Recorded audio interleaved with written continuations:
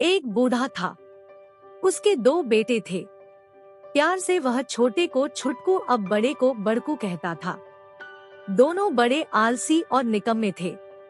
अपनी पत्नियों के साथ निठल्ले बैठे रहते, लेकिन बूढ़े के काम में हाथ न बंटाते। छोटा लड़का बड़े पर काम का दबाव डालता और बड़ा छोटे पर। अपने बेटों की लड़ाई देख बूढ़ा बहुत दुखी था। गांव वालों ने उसे समझाया, दोनों को खेत बांट दो, अपना अपना पेट भरने के लिए उन्हें अवश्य मेहनत करनी पड़ेगी। बूढ़े ने वैसा ही किया। उसके पास एक बड़ा खेत था। उसने आधा आधा दोनों को बांट दिया। अब उनके आगे परिश्रम करने के अलावा कोई चारा न था। बूढ़ा 1 महीने छुटकू के साथ खाना खाता और 1 महीने बड़कू के साथ। थोड़े दिन वे अपने बूढ़े पिता को खाना खिलाते रहे, परंतु कुछ दिनों बाद खाना परोसते समय उनकी पत्नियां नाक भौं सिकोड़ती और कहती, ऐसे कब तक खिलाएंगे इस बुढ़े को? दिन भर बैठा बैठा खाट तोड़ता है और रोटियां हजम करता है।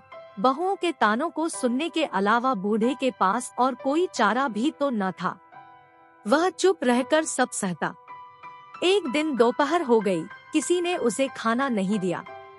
वह भूख से बिलबिलाता हुआ बोला, खाना दे दो बहू, आज खाना नहीं बचा है, शाम को खा लेना।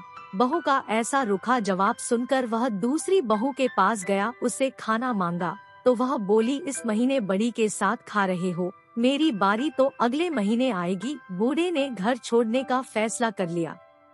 गांव के कुने पर जाकर उसने पेट भर पानी पिया और डंडा टिकाता हुआ दूसरे गांव चला गया। लोगों का छोटा मोटा काम करके वह पेट भरने लगा। धीरे धीरे 1 वर्ष बीत गया। उसे अपने बेटों का हाल जानने की उत्सुकता हुई तो वह पुनः अपने गांव आ गया।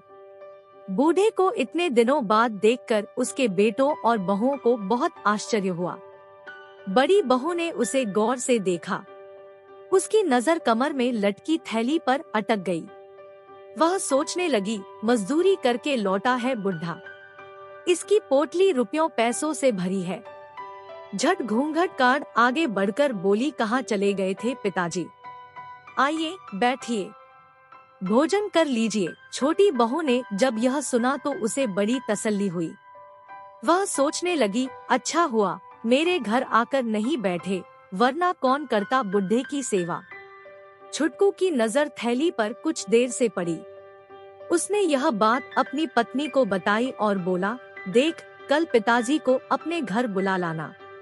प्रेम से उनका दिल जीतने की कोशिश करना, वरना बड़कू बहुत चालाक है, उसकी पत्नी भी बहुत चतुर है।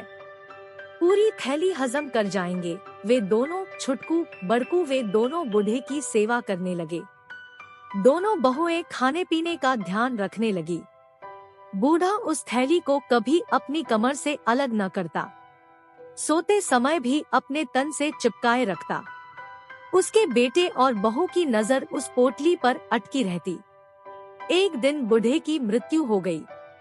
छुटकू और बड़कू को पिता की मौत का गम नहीं था, परंतु दोनों को थैली खोलने की जल्दी पड़ी थी जो मृत बूढ़े की कमर से बंधी थी। बड़कू ने थैली खोलनी चाहिए। छुटकू बिगड़ पड़ा। दोनों थैली पर अलग अलग हक जताने लगे।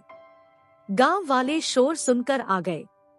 उन्होंने उन्हें लड़ने से रोका और कहा कि थैली के धन को तुम दोनों आधा आधा बांट लो, लड़ क्यों रहे हो?